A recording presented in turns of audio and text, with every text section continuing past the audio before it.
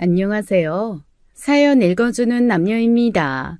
오늘도 와주셔서 감사드리며 그럼 오늘의 사연 바로 시작하겠습니다. 안녕하세요. 저는 마음속에 내 자식을 잠재운 50대 여성입니다. 제 밑으로는 아들 둘이 있었어요. 애아빠가 큰애 10살이 되기도 전에 병으로 죽고 평생 혼자 키운 자식들이죠. 남들은 여자 혼자 아들 둘이 너무 버겁지 않냐고 걱정을 많이 했지만 그렇게 힘들지는 않았습니다. 힘들지 않은 삶이 어디겠어요. 하지만 누구보다도 제게 힘이 되어주던 큰아들 덕에 남편 없이도 힘든 줄 모르고 살았죠. 아버지의 빈자리로 일찍 철이 든 아들은 시키지도 않은 집안일을 나서서 하고 공부도 곧잘 했습니다. 가끔 집에 놀러 오던 여동생은 아들이 아니라 딸을 낳은 거 아니냐며 부러워했어요. 상훈아, 너는 나중에 진짜 좋은 남편 되겠다. 어쩜 남자애가 그렇게 세심하고 착실하니? 누가 보면 딸 있는 집인 줄 알겠어. 별거 아닌데요, 뭐. 칭찬해 주셔서 감사합니다, 이모. 어쩜 저렇게 인사성도 바르고 딱 보면 형부 똑 닮았어. 형부 그렇게 된 거 너무 안타깝지만 상훈이 같은 든든한 아들이 있어 얼마나 다행이야. 그러게 나도 상훈이 없었으면 어떻게 살았을까 싶어. 반면 작은 아들은 좀 달랐습니다. 연년생으로 자라 큰아들이나 작은아들이나 별 차이가 없이 키운 것 같은데 어쩜 그렇게 다른지요. 공부는 담쌓아 노트에는 먼지가 내려앉은 지 오래고 컴퓨터 게임으로 밤을 지새우는 일도 많았어요. 상민아, 게임 좀 그만해. 숙제는 안 할 거야? 할 거야. 아까도 한다고 해놓고 2시간이나 지났잖아. 아유, 한다고. 이것만 끝내고 한다고 했잖아. 너 이 녀석 진짜? 그러고 있는 꼴을 보면 한 번씩 성질이 확 나서 컴퓨터 콘센트를 뽑아버리기도 했어요. 그러면 아들은 불같이 화를 내며 분노를 주체하지 못했죠. 그럴 때마다 나서준 건 큰아들이었습니다. 아이, 진짜 엄마 미쳤어? 너 엄마한테 그게 무슨 말버릇이야. 구상민, 너야말로 미쳤어? 아이, 뭐라 해, 짱나게. 너 앞으로 게임 금지야. 엄마가 분명히 숙제 먼저 하라고 했지? 해야 할 일도 제대로 안 하면서 무슨 게임이야? 네가 뭔데 참견이야. 내가 게임을 하든 숙제를 하든 네가 무슨 상관이냐고.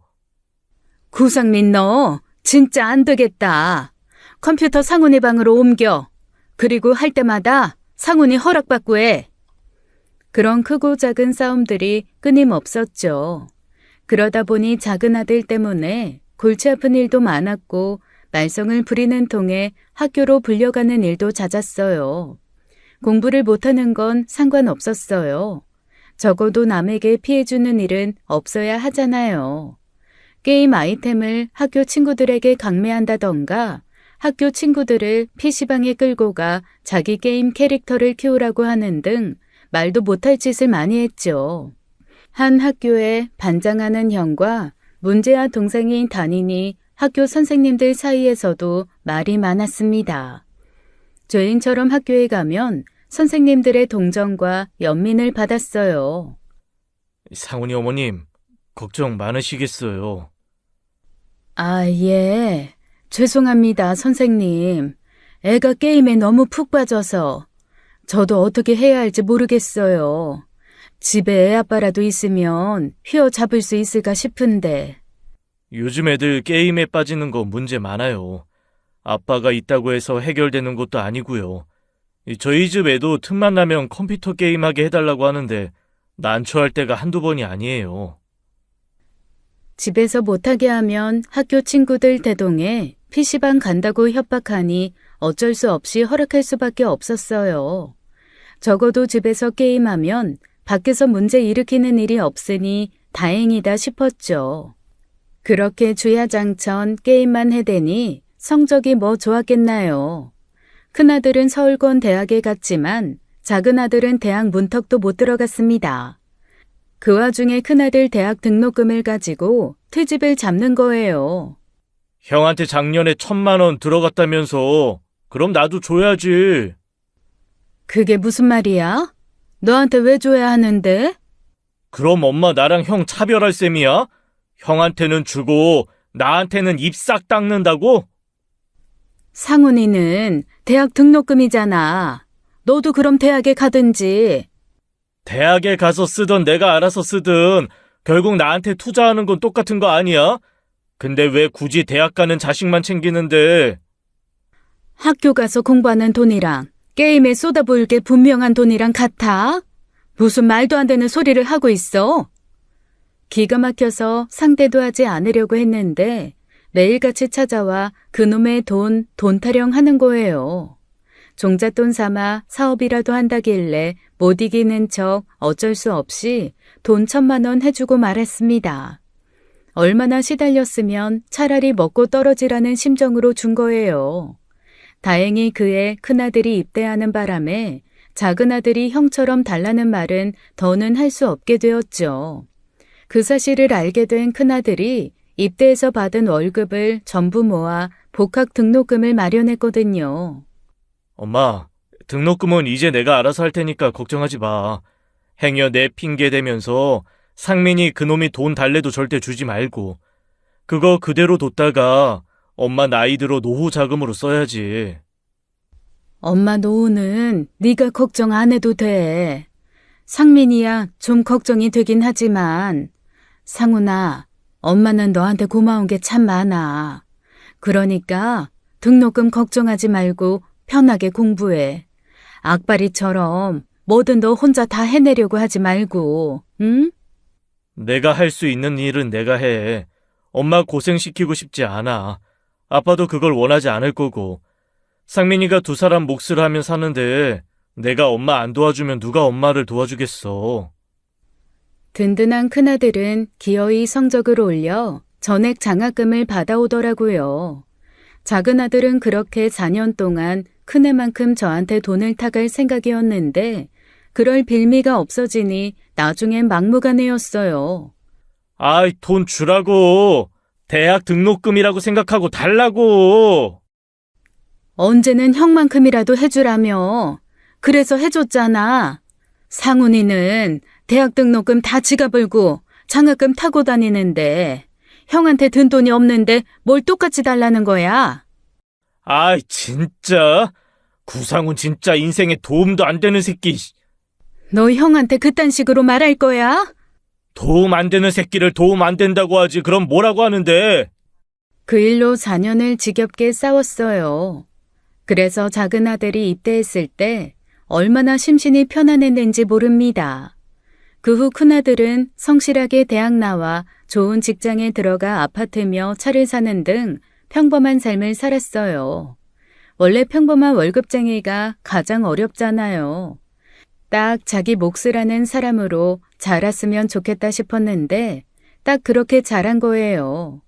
하지만 작은 아들 인생도 예상에서 벗어나지 않더라고요. 제대 후 군에서 만난 사람들이랑 사업을 시작했는데 그중 하나가 동업자금을 들고 튀어 시작도 해보기 전에 망했다더라고요. 그때도 급한 불 좀 꺼달라고 해서 돈 500인가 해줬었어요. 그 후로도 제대로 된 일자리를 찾지 않고 아는 사람끼리 우르르 몰려다니며 인생 한 방을 노리는 한량처럼 살더군요. 보다 못한 큰아들이 나서서 일자리를 구해주겠다고 했지만 오히려 작은 아들은 큰아들의 인생을 비웃었습니다. 아이, 상민아, 그러지 말고 내가 일자리 하나 알아봐 줄 테니까 거기 출근해. 못해도 한 달에 250 정도는 받을 수 있는데 꾸준히 모으면 대출도 나온다더라. 너도 집 사고 안정적으로 살아야지. 뭐? 한 달에 250? 티끌은 모아봐야 티끌이야. 너 집도 대출받아 샀다며. 어느 세월에 그 빚 다 갚을래? 나는 너처럼 답답하게는 안 살아. 두고 보라고. 몇 년 후면 너보다 내가 훨씬 더 잘 살고 있을 테니까. 철없는 작은 아들은 그렇게 자기 신념을 고집하며 하루살이처럼 살더라고요. 다 큰아들이 그렇게 살겠다는데 뭐 어떻게 하겠어요. 어려서 게임으로 속 썩이는 것도 못 막았는데요. 하지만 그렇게 큰 소리 떵떵 치며 한량같이 사는 애가 뭐 얼마나 잘 살겠습니까? 큰아들이 아파트 대출금을 하루하루 착실하게 갚아나가던 때 작은아들은 틈만 나면 제게 와서 손을 벌리는데요. 성인이 되고부터 맡겨놓은 돈 찾으러 오는 사람처럼 돈을 요구하는데 도저히 안 되겠다 싶더라고요. 한두 번이야 사정이 워낙 힘들고 급하다고 하니 부모된 도리로 도와줬지만 그렇게 도와주다 보니 3번, 4번은 너무 쉬운 거예요. 엄마, 내가 이번에 진짜 기가 막힌 사업 아이템이 있거든? 이거 완전히 대박 아이템이야. 안 하는 사람이 병신이라니까. 엄마가 딱 2천만 해주면 내가 반년 안에 2배로 불려줄게. 이거 완전히 남는 장사잖아. 2배고 3배고 관심 없으니까 그만 가라고. 어? 너는 여기가 무슨 자선단체 사업장인 줄 알아? 자선단체는 진짜 힘든 사람이나 돕지. 너는 진짜 힘든 것도 아니고 젊은 애가 어떻게 된 게 제대로 돈 벌 생각은 안 하고 맨날 손만 벌려. 잘해보려고 하는 거잖아, 나도. 누가 그냥 달래? 돌려준다니까. 됐다니까? 다 필요 없으니까 돈 얘기하려거든 찾아오지도 마. 아주 꼴도 보기 싫어. 그렇게 단호하게 내쫓아버리고 나니 처음이 힘들지 결국 마음도 편해지더라고요. 제가 안 도와준다고 해서 작은 아들 상황이 안 좋아지는 게 아니라는 걸 받아들이게 된 거예요. 그렇다고 근심이 아주 없는 건 아니었습니다. 모든 게 완벽하고 부족함 없어 보이는 큰아들에게 유독 여자가 안 생기더라고요. 큰아들 성격상 20대 후반이면 진득하게 만나는 여자친구 하나쯤은 있을 법한데 있나 싶으면 금세 헤어지는 것 같은 거예요. 언니, 상훈이는 결혼 안 한대? 아파트도 있고 차도 있고 직업도 탄탄한데 왜 소식이 없어? 인물이 빠지는 것도 아니고 성격은 두말할 것도 없는데. 그러게 말이야. 결혼 생각이 없는 건 아닌 것 같은데 영 소식이 없네. 언니한테도 별말 안 해? 한번 물어보지. 괜히 애 스트레스 받을까 봐 그렇지. 혼자서도 잘 사는데 내가 괜히 욕심내는 것 같아서. 이만큼 잘 살아주는 것만으로도 고마운데 결혼까지 재촉하면 내가 너무 양심 없지 않나 싶어서. 그래도 슬쩍 한번 물어봐. 언니 생각해서 못 가는 걸 수도 있잖아. 내 생각 때문에 못 간다고? 그게 무슨 말이야? 괜히 언니 혼자 남는 거 걱정돼서 못 갈 수도 있지. 결혼하면 지금보다 더 찾아오기 힘들 거 아니야. 자기 가정 꾸리느라 언니한테 소홀해질 텐데 그 속 깊은 애가 거기까지 생각할 수도 있잖아. 여동생 말을 듣고 보니 아차 싶더라고요. 큰아들 성격이면 충분히 그러고도 남았으니까요. 그래서 그 주 아들이 왔을 때 처음으로 결혼에 대한 계획을 물었습니다. 상훈아, 만나는 여자애는 없어? 아니, 엄마 친구 보니까 곧 결혼한다고 청첩장 주더라고. 그러면서 너는 소식 없냐고 하는데 듣고 나니 좀 궁금해서 말이야. 아직 결혼 생각은 없어. 뭐 사람이 있어야 하지. 만나는 사람이 없어? 상훈이 너라면 여자애들이 줄을 설 줄 알았는데. 아유, 엄마는 엄마네. 나 생각보다 여자들한테 인기 없어. 놀 줄 몰라 심심하다나. 뭐 예전에 여자친구가 한번 그런 적 있긴 해. 있긴 있었구나. 엄마는 괜히 엄마 때문에 네가 결혼이 늦어지나 해서. 엄마 때문에? 그게 무슨 말이야. 엄마 때문에 늦어지긴 왜 늦어져. 엄마 생각하면 얼른 결혼해서 귀여운 손주 하나 낳아드리고 싶은데 이상하게 뭐 만나는 여자가 없는 건 아닌데 매번 결과가 좀 별로 안 좋아. 잘 만나다가도 갑자기 연락이 끊긴다거나 뭐 느닷없이 헤어지자거나 그런 거 보면 내가 문제가 있나 싶기도 하고. 네가 문제가 있긴 뭐가 있어? 어디 왕족 공주를 갖다 붙여놔 봐. 집안 하나가 좀 딸리지 너 하나 부족한 거 하나도 없어. 아, 아유, 알았네요. 결혼할 사람 생기면 엄마한테 바로 이야기할게. 지금은 만나는 사람도 없고 결혼할 생각도 없어. 생각보다 여유 있는 큰아들의 말에 한시름 놓았죠.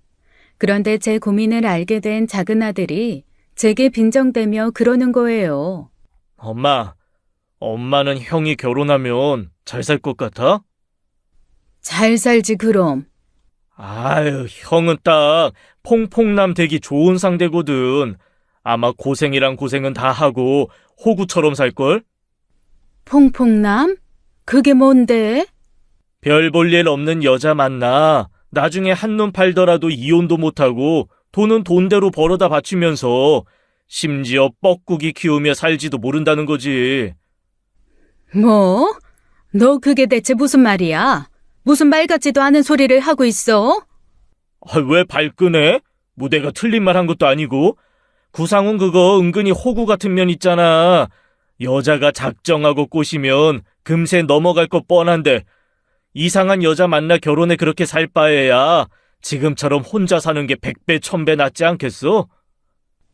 네 형이 그럴 사람이라는 거야? 우리 애가 착해 빠졌어도 그렇게 사리 분별 못하는 애 아니야. 너는 형을 알기를 아유 됐다. 내가 너랑 무슨 말을 하니. 그냥 지금처럼 시시한 취미생활이나 하면서 돈 벌어다 놓고 나중에 나 결혼하면 내 아들한테 재산이나 물려주면 되지. 인생 별거 있어. 결혼 반드시 해야 하는 것도 아닌데. 저 싸가지 없는 놈이? 야, 그럴 거면 너나 그렇게 살아. 이게 진짜 못하는 소리가 없어? 너 행여 상훈이 앞에서도 그런 얘기해. 알았어? 아유, 예, 알겠습니다요. 자식이 원수예요. 내 속에서 나온 애라 어디 던져버릴 수도 없고 별 말 같지도 않은 얘기로 속을 긁는데 어처구니가 없더라고요. 그러다 두 형제 간에 엄청난 싸움이 벌어진 건 그 일이 있은 지 1년쯤 지났을 겁니다. 작은 아들이 집에 있던 날이었는데 연락도 없이 큰아들이 찾아온 거예요. 그런데 큰아들이 여지껏 본 적 없는 표정으로 들어와 다짜고짜 작은 아들을 찾더라고요. 상민이, 구상민 어딨어? 상훈아, 갑자기 이 시간에 무슨 일이야? 상민이는 왜? 이 새끼 내가 가만두나 봐. 야, 구상민! 당장 나와! 뭐야? 새님이 웬일로 목청을 다 높이네. 뭔데? 너 이 새끼! 순식간에 벌어진 일이었어요. 큰아들이 느닷없이 작은아들 얼굴에 주먹을 날린 겁니다. 어머머, 상훈아, 왜 그래? 대체 무슨 일이야? 그만 좀 해. 아이씨, 너 미쳤냐? 돌았어? 미친 건 너겠지, 이 미친 새끼야. 내가 영영 모를 줄 알았어? 그런 짓을 해놓고도 숨길 수 있을 줄 알았어? 큰아들의 분노에 작은아들은 어리둥절한 표정으로 서 있다가 이제야 알겠다는 듯 피식 웃더라고요. 그 비웃음은 큰아들의 더 큰 분노를 불러일으켜 결국 멱살까지 잡혔어요. 완전히 등신은 아니었나 보네. 생각보다 빨리 알아챈 걸 보니. 아, 영서 그게 그래? 내가 한 짓이라고? 대체 왜 그딴 짓을 하는 건데? 재밌냐? 왜 내 인생에 회방을 놓는 거냐고? 회방이 아니라요, 형님. 도움이지, 도움.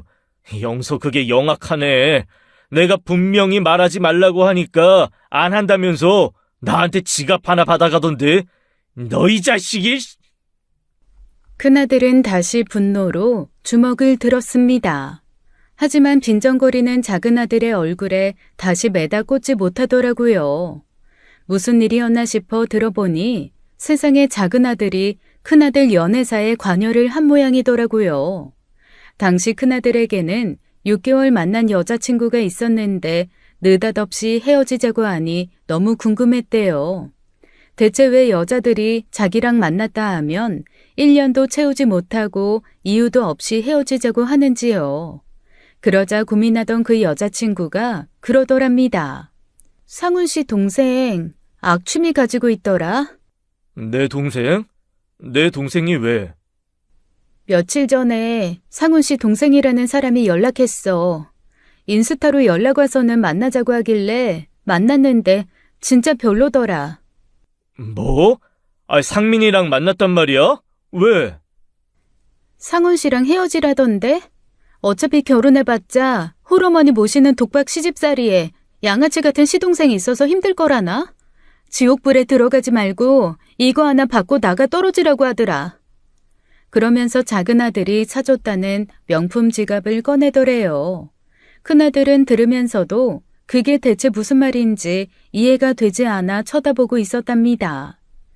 솔직히 이깟 지갑에 넘어가고 싶진 않았는데 내가 좀 혹했어. 예뻐서. 근데 다시 돌려준다고 해도 어쨌든 난 받은 거잖아. 상훈 씨한테 떳떳한 사람이 되지 못했으니 헤어지는 게 맞지. 결혼해봤자 그 질 나쁜 시동생 있을 거라고 생각하니 그것도 싫고 홀어머니 모시기 싫은 것도 맞아. 아, 맞다. 그리고 이거 짝퉁이더라. 가져가서 당신 동생한테 돌려줘.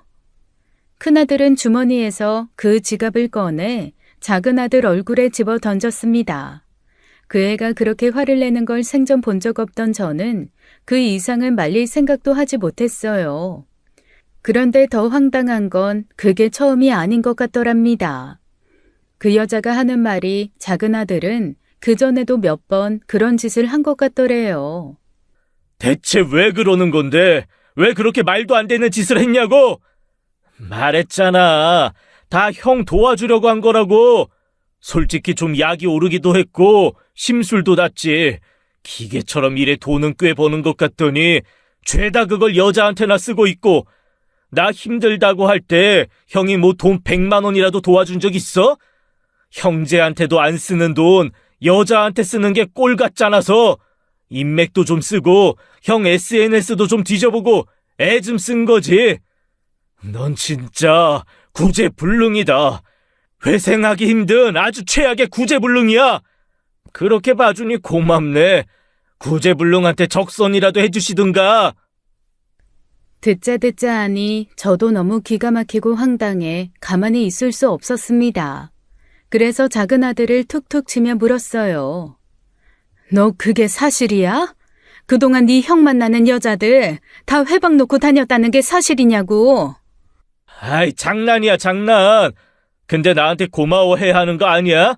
하나같이 짝퉁 지갑에 해불적해선 형 배신한 건데, 영서 걔는 좀 별종이긴 하다. 별로 그렇게 의리 있는 것 같지도 않더만. 너 나가라. 너 당장 내 집에서 나가. 아이, 뭐야. 자식한테 부모가 내 집, 너 집이 어딨어? 여기가 내 집인데 어딜 나가래? 난 도저히 널 이해하려야 할 수가 없다. 아니, 이제 이해하고 싶지도 않아. 아주 하다 별짓을 다 하지. 형 앞길에 도움은 주지 못할 망정 회방꾼은 되지 말았어야지. 당장 짐 싸서 나가. 내 말 안 들려? 당장 나가라고! 화가 난 저는 그 자리에서 작은 아들을 집 밖으로 쫓아내버렸습니다. 안 봐야 살 것 같더라고요. 그동안 큰아들이 작은 아들이 한 짓으로 괴로웠을 걸 생각하니 너무 미안하고 안타까운 거예요.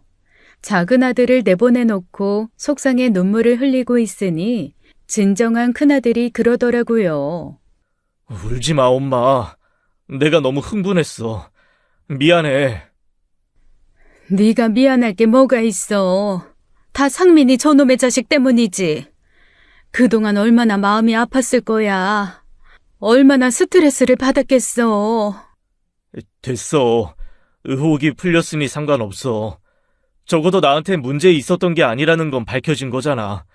상민이 저 새끼 말대로 결국 결혼까지 하긴 힘든 사람 놓친 것뿐이니 아쉽지도 않고, 그냥 나한테 그런 짓을 했다는 게 믿기지가 않았을 뿐이야. 대체 왜 저러나 몰라. 같은 뱃속에서 나와서 똑같이 키웠는데 왜 혼자 모난 돌처럼 구냔 말이야. 미안해, 엄마. 나 아무래도 상민이 전처럼 보고 살기는 좀 힘들 것 같아. 그러니까 이해 좀 해줘. 당연하지. 절대 만나지도 말고 연락도 하지 마. 그렇게 두 형제는 남이 되었지만 저는 속이 다 편했습니다. 누군가는 그래도 형제인데 그렇게 남처럼 살게 해선 되냐? 부모 역할을 제대로 하라고 충고하는 사람도 있었어요. 하지만 제 생각은 달랐습니다. 어려서부터 오래 지켜본 건 엄마인 저잖아요. 도움이 안 되면 어떻게든 한쪽을 떨어뜨려 놔야지요. 그렇지 않으면 결국 골마 썩게 되는 걸요. 그 후로 여자 만난다는 소리는 없었지만 어련히 알아서 할까 싶어 한 번도 물은 적이 없습니다. 만나는 여자가 없는 것 같지도 않고 결혼할 여자면 기다리지 않아도 데려올 거라고 생각했으니까요. 그러다 큰아들이 30을 넘긴 어느 날이었어요. 갑자기 함께 동남아 여행을 간다는 거예요. 동남아 여행? 혼자서? 아니, 캄보디아로 먼저 여행 간 친구 있어. 엄마도 알 거야. 고등학교 때 같은 반이었던 정식이. 기억나지. 경찰한다던 애잖아. 경찰은 못했지만 회사 생활하다가 이직 준비하는 김에 시간 내서 여행 중인가 봐. 좋은 것 같아서 나도 모처럼 연차 내고 좀 갔다 오려고. 캄보디아랑 태국, 라오스 그쪽으로 좀 돌다 올 생각이야. 얼마나 있다가 오려고? 2주 정도? 그래. 너 일한다고 여행도 제대로 못 다니더니 잘 생각했어.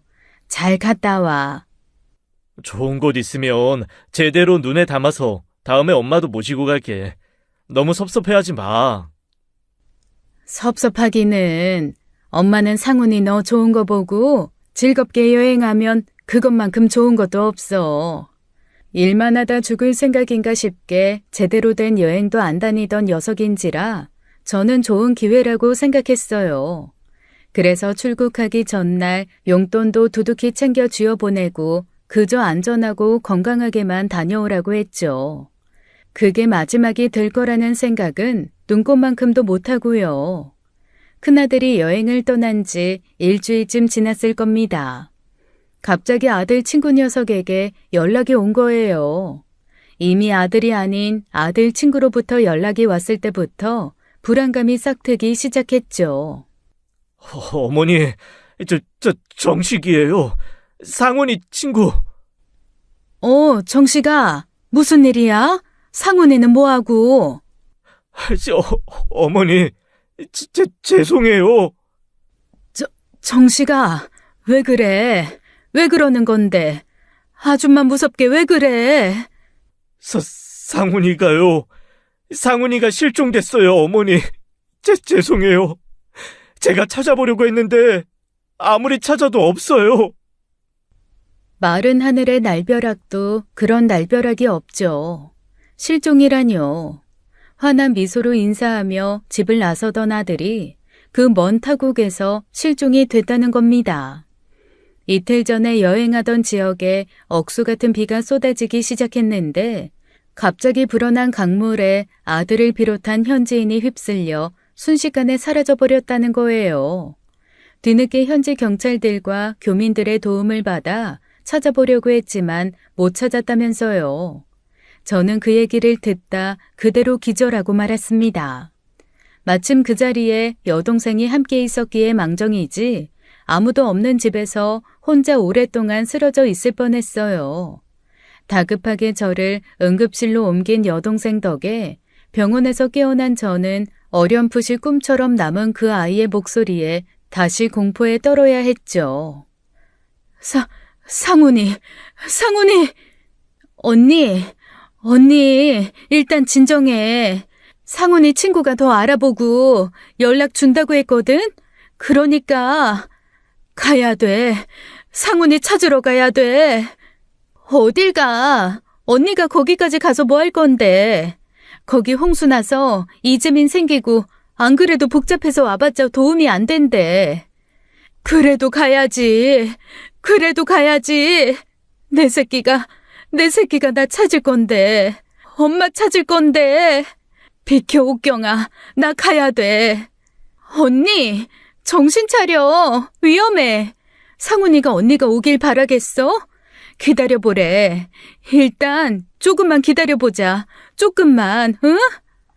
저는 저를 막는 여동생 품에 안겨 결국 눈물만 쏟았습니다.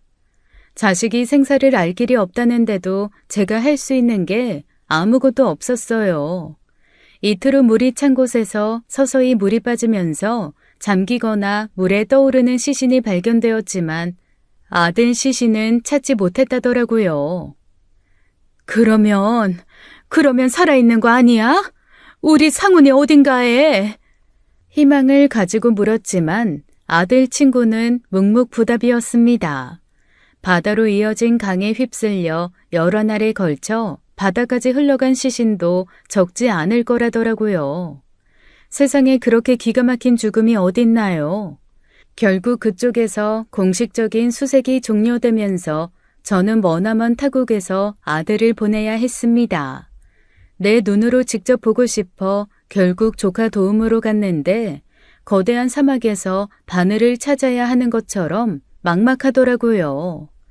어딘가 있을 것 같은데, 분명 살아있을 것 같은데 그 어디에서도 아들의 흔적은 찾을 수가 없었습니다.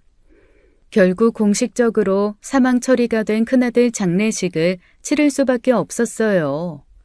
처음엔 하지 않고 버티려고 했어요.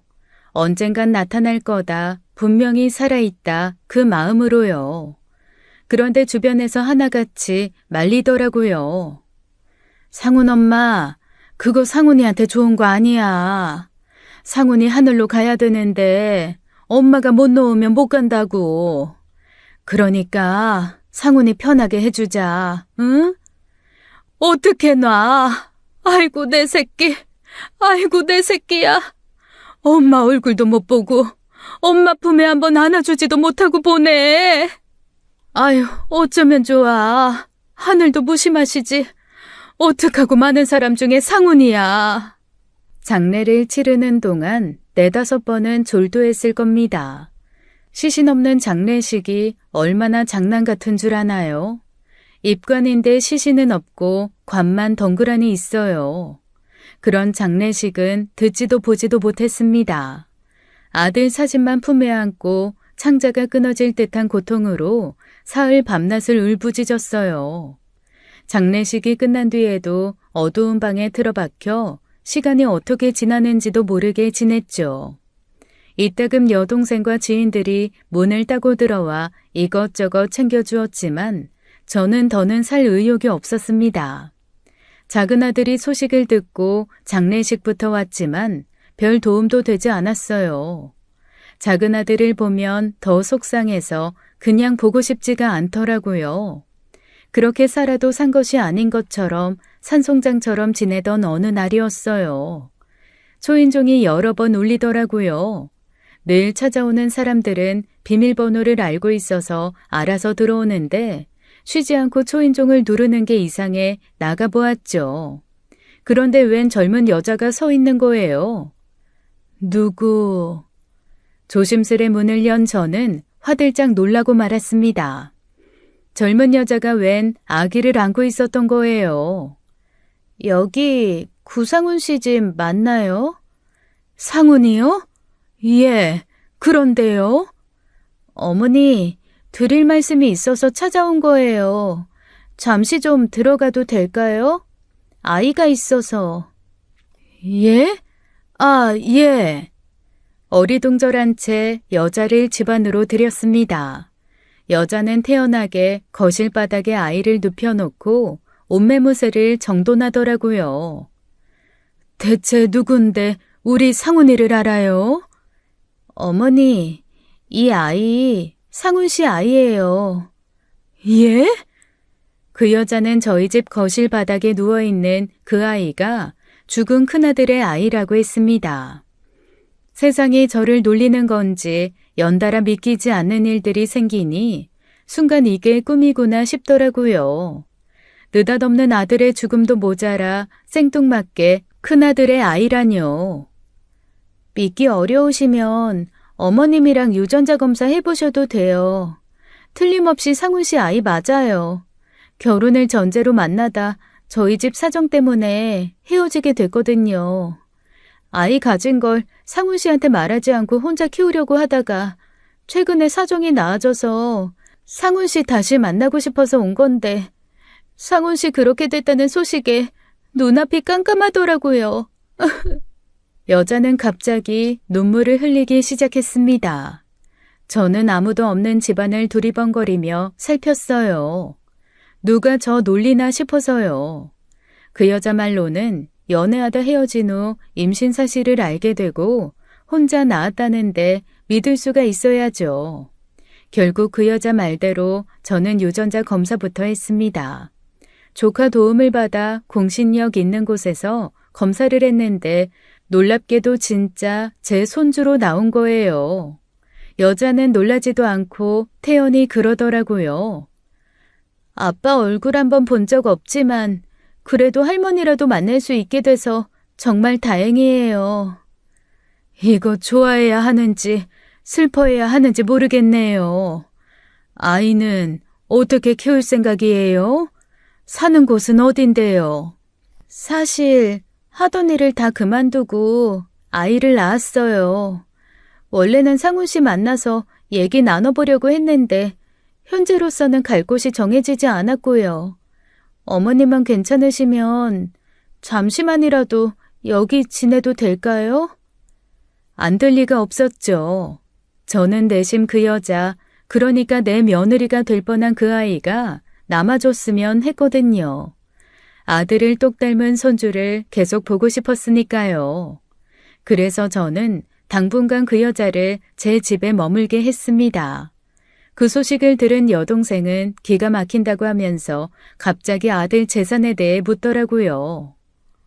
그럼 상훈이 재산은 다 걔한테 가는 거네? 재산? 아, 아무래도 그렇지. 자식인데 상속해야지. 언니, 바로 그렇게 해주지 마. 어차피 언니 아니면 상훈이 자식인 거 밝히는 거 쉽지 않을 텐데. 왜? 왜긴 왜야. 언니 그 애 보고 살고 싶다며. 근데 애 엄마가 상훈이 재산만 꿀꺽하고 평생 애 안 보여주면 어떡해? 그래도 괜찮겠어? 그건 안 될 일이었어요. 그 애를 머물게 한 이유는 다 우리 큰아들 핏줄 때문인 건데 재산을 넘겨주면 모든 걸 빼앗기게 되는 셈이잖아요. 그래서 저는 고민 끝에 그 여자를 불러다가 이야기했습니다. 상황이 이렇게 돼서 복잡하지만 경준이가 받아야 할 상속 재산은 좀 나중에 주고 싶은데 어떻게 생각해요? 아, 나중에요? 나중에 언제? 글쎄요. 10년이든 5년이든 나는 좀 이따가 주고 싶어요. 어머니, 좀 당황스럽네요. 엄밀히 말해 그 돈은 상훈 씨 아들인 경준이 거고 법적 후견인은 친모인 저인데 그 재산을 관리해도 제가 하는 게 맞다고 생각해요. 내가 뭐 필요해서 쓰려고 하는 게 아니라 그냥 자식 잃은 부모 욕심이라고 생각해줘요. 나는 아가씨랑 경준이가 내 집에서 좀 머물러 줬으면 좋겠거든요. 상훈이 간 지 얼마 되지도 않았고 경준이 보면 우리 상훈이 생각이 나고 내가 이렇게 부탁할게요. 당분간만 같이 지내면서 경준이 좀 보게 해줘요. 여자는 생각지도 못했다는 듯 곤란한 표정을 지었습니다. 하지만 저도 순순히 물러날 생각은 없었어요. 막무가내로 달라고 하면 법적으로 질질 끌어서라도 붙들어 놔야지 싶었으니까요. 다행히 여자는 순순히 제 요구를 들어주었습니다. 그러면서 똑같이 제안을 하더라고요. 좋아요, 어머니. 대신 저도 부탁이 있어요. 제가 원래 일을 하던 사람이에요. 그래서 아이 키우면서 집안에 있는 게 너무 힘들어서요. 괜찮으시면 아이 맡기고 저 일 다니고 싶어요. 그거야 얼마든지 그래도 좋아요. 경준이는 내가 볼 테니까 걱정하지 말고 다녀요. 그렇게 저는 얼마 전까지만 해도 세상에 존재하는 줄도 몰랐던 며느리 손주와 함께 살게 된 거예요. 사람의 힘이란 게 참 신기해요. 얼마 전까지만 해도 숨만 쉬어도 그 들이마시는 숨에도 속이 말라 죽을 것 같더니 방긋방긋 웃는 애를 보고 있으니 사라지는 거예요. 까마득히 멀어진 아들 어렸을 때 모습이 생각나 웃으며 보다가도 눈물 짓는 날도 많았죠. 갑자기 나타난 손주가 내 목숨을 살렸다. 큰아들이 이러라고 남겨놓고 갔나 싶었죠. 그런데 좀 마음이 쓰이는 게 있었습니다. 바로 큰아들이 좋아 만났다는 그 며느리 때문이었어요. 며칠 지내보니 이상하게도 큰아들이 좋아할 만한 구석이 없는데 싶었거든요. 나가다 들어오면 어렴풋이 담배와 술 냄새가 났고 전화 통화하는 목소리도 경박스럽기 그지없었어요. 제가 있는 집이라 조심하는 것 같았지만 불쑥불쑥 욕설이 나오기도 하고요. 하지만 그 애한테 이상한 의문을 품거나 질문을 하게 되면 손주를 데리고 가버릴 것 같아 아무것도 묻지 못했습니다. 같이 산다고 해서 집안일을 뭐 거드는 것도 없었어요. 저한테 애 맡기고 일하고 싶다고 하더니 정말로 애를 맡기고 손 하나 까딱 안 하더군요. 참다 딱 하나 물은 게 그거였습니다. 근데 우리 상훈이는 어떻게 만난 거예요? 네? 아, 소개팅으로 만났어요. 예? 아, 그렇구나. 근데 그걸 한 번만 물은 건 아니거든요. 두세 번 같은 질문을 했는데 만난 이유가 물을 때마다 달라졌어요. 처음엔 거래처 인연으로 만나게 됐다. 자기가 큰아들 회사 계약직으로 들어가게 됐다가 만나게 됐다더니 이번엔 소개팅으로 만나게 됐다는 거예요. 그러니 수상해도 너무 수상하잖아요. 만나면 안 될 곳에서 만나지 않은 이상 왜 그런 거짓말을 하겠어요. 작은 아들은 몰라도 큰아들 속은 어느 정도 짐작하고 살았다고 생각했는데 그게 아니었죠. 게다가 그게 전부가 아니었습니다. 어머니, 죄송한데 저 한 50만 빌릴 수 있을까요? 50? 그래요. 감사합니다. 저한테 한 푼, 두 푼 돈을 빌리는 거예요. 처음 한두 번은 얼떨결에 필요해서 그랬나 보다 하고 줬는데 그 횟수가 점점 잦아지는 겁니다. 하도 빌려주란 말은 하고 갚을 생각을 안 하길래 한 번은 물어봤어요. 근데 왜 그렇게 돈이 필요해요? 네? 아, 경준이 때문에요. 이것저것 들어가는 돈이 많네요. 아, 근데 어차피 경준이 양육비는 경준이가 받을 상훈 씨 재산으로 들어가는 거잖아요. 그냥 미리 준 셈 쳐주세요. 그런 이야기를 대놓고 뻔뻔하게 하는 사람이니 제가 큰아들 짝으로 감히 상상이나 하겠냐고요. 그러다 진짜 이상하다 싶은 것을 보고야 말았습니다. 큰아들이 그렇게 되고 나서 자기 딴에는 하나 남은 자식이라고 작은아들이 집을 자주 드나들었거든요. 저도 처음엔 형한테 애가 있었다는 사실에 놀라더니 자주 와서 삼촌이라고 놀아주기도 하고요. 그래도 집에 큰일 생기고 나서 철이 좀 들었다 싶은 행동을 보이던 어느 날이었어요. 애 목욕시키고 나오는데 거실 소파에서 둘이 찰싹 붙어 이야기하는 모양새가 영 이상하더라고요. 야, 나 옆구리에 살 많이 쪘단 말이야. 이 정도면 뭐 애교지. 살찐 것도 아닌데. 아, 만지지 말라고. 아무리 그래도 큰애랑 결혼할 뻔한 사이면 둘이 형수 시동생 사이인 건데 그건 좀 아니잖아요. 저들끼리는 말 편하게 하기로 한 모양인데 보기엔 그게 좋지 않으니 자중해달라 이야기했죠. 하지만 앞에서는 주의하겠다 해놓고 돌아서면 또 둘도 없는 친구처럼 친하게 지내는 겁니다. 며느리는 아무래도 조심스러워 아들을 불러다 그랬어요. 상민아, 아무리 상훈이가 없어도 혜정이는 네 형수야. 적당히 거리를 둬야지. 둘이 너무 그렇게 가깝게 지내면 남들이 욕해. 남들 보는 앞에서 그러는 것도 아닌데 뭐가 걱정이야. 사이좋게 지내면 좋은 거지. 경준이 엄마면 가족인데 가족끼리 좀 편하게 지내면 안 돼? 그게 아니라 편한 것도 정도가 있는데 너네는 너무 보기 불편해서 그래. 아무리 가족이라도 선은 지켜라, 응? 아유, 알겠습니다요. 제가 작은 아들의 행동이 더 거슬렸던 건 큰아들이 그렇게 되기 전 작은 아들과 있었던 일 때문이기도 했어요. 큰아들이 만나는 여자마다 회방 놓았던 그 일이요. 그러다 보니 더 곱게 보이지 않았던 게 사실이었어요. 그런데 그것들이 기어이 제가 보는 앞에서 선을 넘고야 말더라고요. 밤중에 깬 손주한테 분유를 먹이고 나오는데 베란다에서 둘이 껴안고 있는 걸 보게 된 겁니다. 저것들이 드디어 미쳤구나, 천지분간을 못하는구나 싶던 그때였어요. 갑자기 작은 아들이 그러더군요. 아, 진짜. 어머니 10년 뒤에 줄 생각이면 어쩌지? 걱정하지 마. 내가 엄마 잘 달래서 1년 안으로 해결해 볼게. 엄마한테 이제 아들이란 건 나밖에 없는데 내 말 듣지 않겠어? 그거야 모르지. 잘 좀 해봐. 어머니 은근히 숨막히게 하는데 뭐 있단 말이야. 물론 경준이 봐주셔서 덕분에 너무 편하지만. 우리 형 진짜 불쌍해. 소처럼 일만 하다 결국 죽 써서 개준 꼴이잖아. 그 돈 다 내가 가질 거 알았으면 그렇게 일만 했겠어?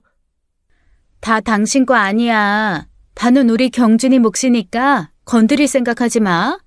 아우, 알았네요. 세상에 이것들이 진짜 눈이 맞아 무서운 생각을 하고 있던 거예요. 제가 손주에게 내줄 아들 상속재산을 두 사람이 가로챌 생각이었던 거죠. 엄마 자격 없는 여자야 둘째치고 작은 아들이 사람인가 싶더라고요. 억울하게 죽은 큰아들 자식 재산에도 손을 대다니요. 내 속에서 나왔지만 어떻게 저런 괴물이 나왔을까 싶고 그 말을 듣고 있는데 심장이 크게 요동쳤어요. 먼저 간 큰아들 생각나 불쌍해 가슴이 아파 죽을 것 같았습니다. 눈에 띄지 않게 조용히 들어와 이걸 어째야 하나 싶었어요. 그것 때문에 거의 뜬 눈으로 밤을 지새우고 두 사람을 내보낸 오전이었죠. 갑자기 전화가 울렸어요. 일반 전화가 아니라 카카오톡을 통해 오는 전화였죠. 누구인가 싶어 보니 여행을 함께했던 아들 친구더라고요. 안부 전화를 했구나 싶어 전화를 받았는데 갑자기 울음소리가 들리는 겁니다. 여보세요? 정식이냐? 여보세요? 정식아, 무슨 일이 있어? 엄마. 그 순간 저는 숨을 쉴 수가 없었습니다. 꿈에 그리던 큰아들 목소리였어요. 잠을 제대로 못 자 헛것을 들었나 싶어 액정을 살폈는데 아들 친구 전화가 맞더라고요. 그런데 그 전화기에서 울리는 목소리는 영락없이 큰아들이고 엄마라고 찾으니 얼마나 놀랐겠어요. 엄마, 나야, 상훈이. 상훈아! 그제야 저는 자리에서 벌떡 일어났습니다. 죽은 줄만 알았던 큰아들이 살아있던 거예요. 아들은 우느라 제대로 말도 못했고 아들 친구가 전화를 받고 자초지종을 이야기해 주었습니다. 아들은 운 좋게 강물에 휩쓸려 떠내려가다 함께 떠밀려온 쓰레기를 붙들어 물에 잠기지 않을 수 있었대요. 그러다 정신을 잃었는데 눈을 떠보니 웬 마을이더랍니다. 떠내려오다가 머리를 부딪힌 건지 죽을 뻔했다는 충격 때문인지 기억이 없었대요. 자기가 어디서 왔는지 이름이 무엇인지 아무것도 기억이 안 나더라는 겁니다. 완전히 오지 현지인들이 살던 마을에 동떨어져 마을 사람들의 도움으로 정신을 차렸고 2주 전 몸이 나아지면서 기억도 돌아와 수소문 끝에 큰 도시로 나올 수 있었대요. 고맙게도 아들 친구놈이 장례식이 끝나자마자 다시 그곳으로 가 아들을 찾으러 다녔답니다. 아무리 생각해도 상훈이가 살아있을 것 같아서 포기할 수가 없었어요. 제가 오자고 한 여행에서 그렇게 돼서 죄책감도 너무 컸고, 어머니, 상훈이 찾았어요. 생각보다 건강하고 병원에서 큰 이상은 없대요. 여권 문제만 해결되면 금방 돌아갈 수 있을 것 같아요. 아이고, 하나님 부처님 천지신명님, 감사합니다. 감사합니다. 한바탕 아들을 붙들고 오열한 저는 문득 손주가 보여 아들에게 얘기해 주었어요. 너 지금 내가 누구랑 같이 지내고 있는지 알면 까무라칠 거야. 그게 무슨 말이야? 상훈이 너 오자마자 아빠 되게 생겼어. 너 닮아서 애가 똑 부러지고 예쁘다. 어? 애? 애 아빠? 엄마 그게 대체 무슨 말이야? 얼떨떨하겠지. 생각지도 못한 애가 있었다니 얼마나 놀라겠어. 혜정이 기억은 나지? 혜정이가 네 애를 낳았대. 엄마 그게 무슨 말이야? 혜정이라니? 혜정이가 누군데? 저는 그때까지만 해도 큰아들이 아직 기억이 제대로 돌아오지 않은 거라고 생각했어요. 그런데 아들은 시종일관 며느리를 모른다고 하는 겁니다. 엄마, 나 진짜 그런 사람 몰라. 지금 사진 보내줄 수 있어? 혜정이라니. 내가 만났던 여자친구 중에는 그런 사람 없는데 애가 얼마나 됐다고? 애가 지금 막 10개월 됐는데. 10개월? 엄마, 나 그때 여자친구 있었어. 정석영이라고 하는 비서실에서 근무하는 여자애. 단발머리에 키는 나보다 한두 뼘 정도 작은 아담한 애야. 아닌데? 키가 딱 상민이만 해. 좀 커. 그러면 나 정말 모르는 사람이야. 근데 그 여자가 내 아이를 낳았다고 왔다고? 이게 대체 무슨... 그럴 리가 없어, 상훈아. 내가 혹시 몰라서 나랑 유전자 검사도 했는데 조손관계라고 했다니까? 조손관계? 그러다 문득 지난밤 두 사람이 나눴던 대화가 생각나 아들에게도 이야기했어요. 제 이야기를 곱씹던 큰아들은 갑자기 돌연 심각한 목소리로 그러더군요. 엄마 일단 나 살아있다는 거 아무한테도 말하지 마. 아무한테도? 아무한테도. 이모한테도 말하지 마. 알았지? 나 조만간 갈게. 그렇게 저는 큰아들이 돌아오기만을 손꼽아 기다렸습니다. 그로부터 일주일 정도 걸렸을 거예요. 아들이 이미 사망신고가 된 상황이라 좀 복잡했지만 결국 살아서 우리나라 땅을 밟은 거죠. 애엄마인 그 여자에게는 일이 있다고 애를 맡겨두고 공항에 나와 아들을 붙들고 얼마나 울었는지요. 건강하다더니 그새 살이 말도 못하게 빠져 하마터면 못 알아볼 뻔했습니다. 그야말로 지옥에서 살아 돌아온 것처럼 보이더라고요. 눈물의 상봉도 잠시 아들과 저는 살던 집으로 향했습니다. 아들은 깊은 생각에 잠겨 창밖만 오랫동안 내다보았어요. 집에 도착해 함께 들어가자고 하니 문을 살짝 열어놓고 저 먼저 들어가라고 하더라고요. 저는 순순히 아들이 시키는 대로 했고 들어가니 여느 때처럼 작은 아들과 그 여자가 있었습니다. 어머니 오셨어요? 경준이가 어머니 많이 찾았어요. 2달 사이에 할머니 정이 많이 들었는지 엄마보다 할머니를 찾아 큰일이네요. 엄만 좋겠네. 손주가 엄마 바라기라 형 닮아 그런가? 상훈 씨 닮아 효자 될 것 같아서 다행이에요. 오자마자 제 품에 애를 맡기며 자기들끼리 하하호호 잘도 떠들더라고요. 그때 뒤에서 아들이 다가왔어요. 누가 내 아들이라고? 두 사람은 무슨 소리인가 싶어 고개를 쭉 빼더군요. 그때 저는 큰아들이 기억을 잃은 게 아니라 정말로 그 여자를 모른다는 말이 진실이란 걸 알았습니다. 제 형을 보자마자 사색이 된 작은 아들과 달리 그 여자는 처음 보는 사람인 양 어리둥절한 표정을 지었거든요. 세상에 어떤 여자가 자기 애 아빠를 그런 표정으로 쳐다볼까 싶게요. 형? 형이야? 누가 내 아들이라는 거야, 임마? 엄마, 이 여자야? 김혜정이라는 여자가?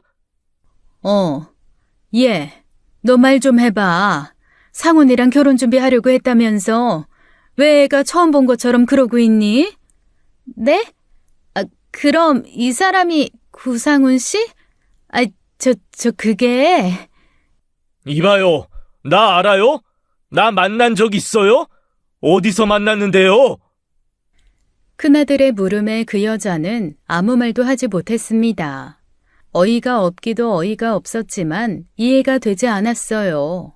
분명 제가 직접 믿을 만한 기관을 찾아 유전자 검사를 했거든요. 근데 대체 그 유전자 검사는 어떻게 된 거야? 대체 그럼 상훈이 너를 어떻게 알고 이 집에 들어왔냐고. 유전자 검사는 잘못된 거 없어. 그게 무슨 소리야?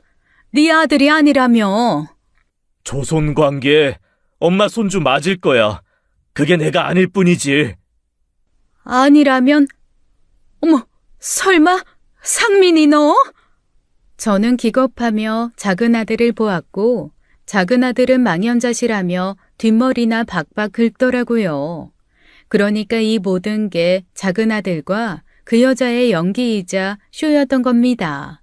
제가 큰아들을 잃고 판단력이 흐려지고 제대로 생각할 수 없게 된 틈을 타 벌인 일이었어요. 그러니까 경준이 그 애는 제 손자는 맞았습니다.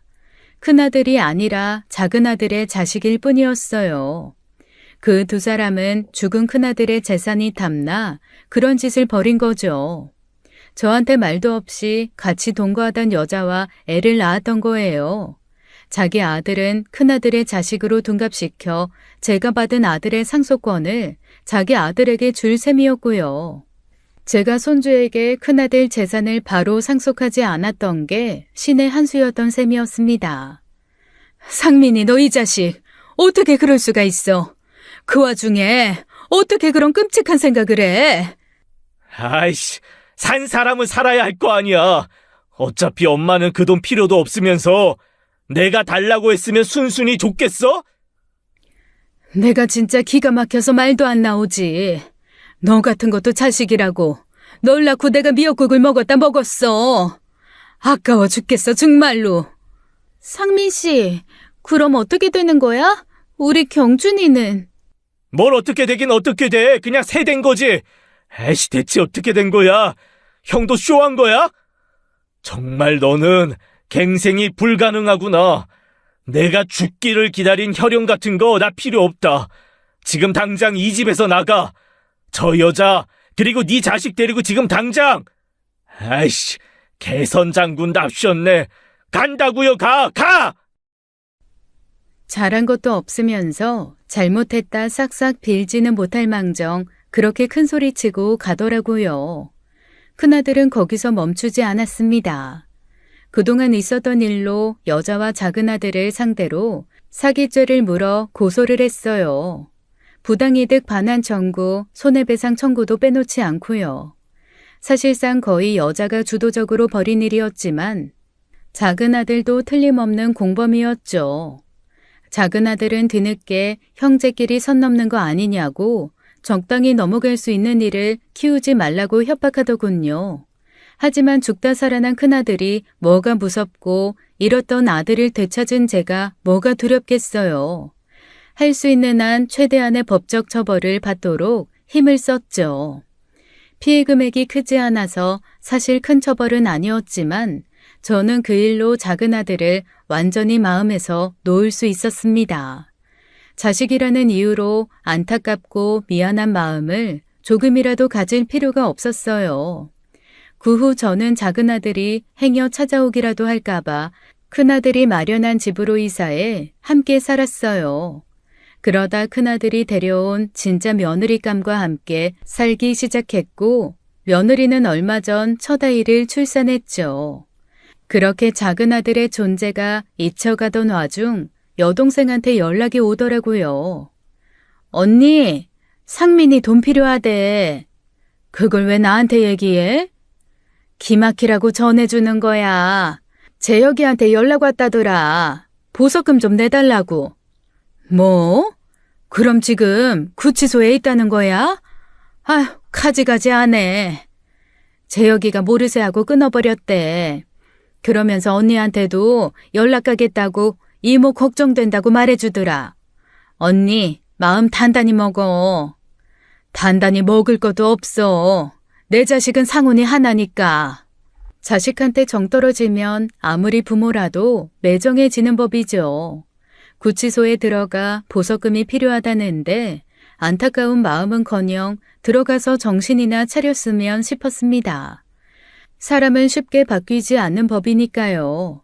전 오래전 이미 작은 아들은 가슴에 묻어두기로 했어요. 아마 다시 꺼내보지 않을 가슴속 아주 깊은 곳에 묻어두었죠. 얼마 남지 않은 세월 당장 눈앞에 있는 자식들 챙기며 살아가야겠습니다. 지금까지 사연 읽어주는 남녀였습니다. 끝까지 시청해주신 여러분 감사드리며 저희는 다음 사연으로 돌아올게요. 감사합니다.